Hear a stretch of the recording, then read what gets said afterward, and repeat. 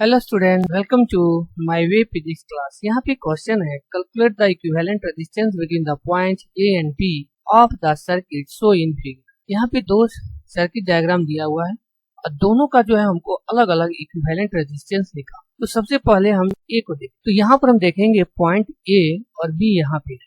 इसका मतलब इसके पास दो पाथ है, एक पाथ इधर है और एक पाथ इधर है।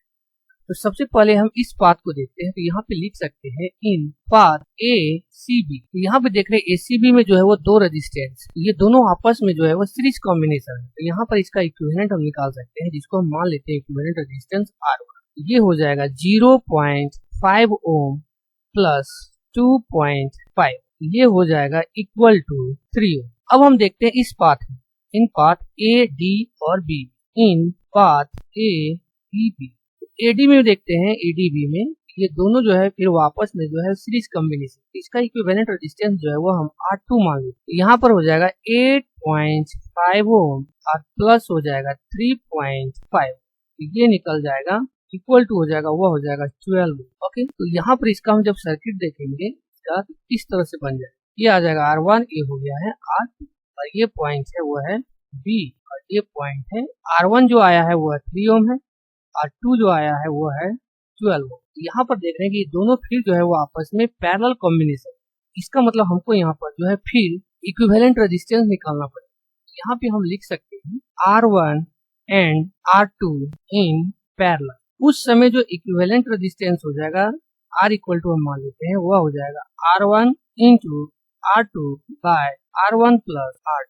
तब यहाँ पे R इक्वल टू जो हमको हो जाएगा वह 3 इंटू 12, 5 में हो जाएगा 3 प्लस 12, ये हो जाएगा 12 3 जा 36 और यहाँ हो जाएगा 50।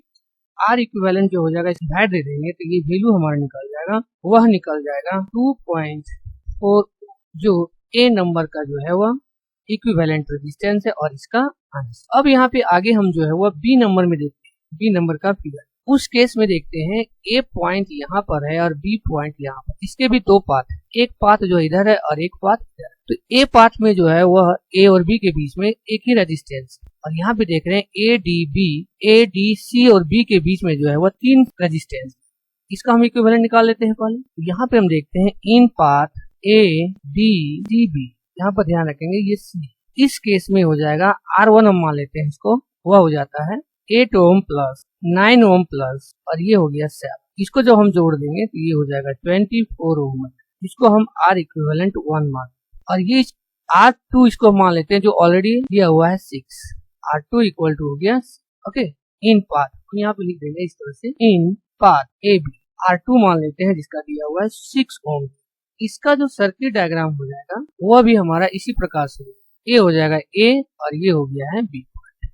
यहाँ पे जो रजिस्टर है जो दिया हुआ वैल्यू हुआ है R2 हम मान लिए इसको 6 ओम और इधर जो है इक्विवेलेंट रेजिस्टेंस है जो हमारा ए डी सी बी के तरफ है उसको हमने माना है R1 जो आया है 24। तो इस केस में जो इक्विवेलेंट रेजिस्टेंस हो जाएगा फिगर 2 का, वह हो जाएगा R equal to R1 into R2 by R1 plus R2। तो R1 को हमने 24 माना है और R2 को 6 माना है, यहाँ हो जाएगा 24 प्लस 6।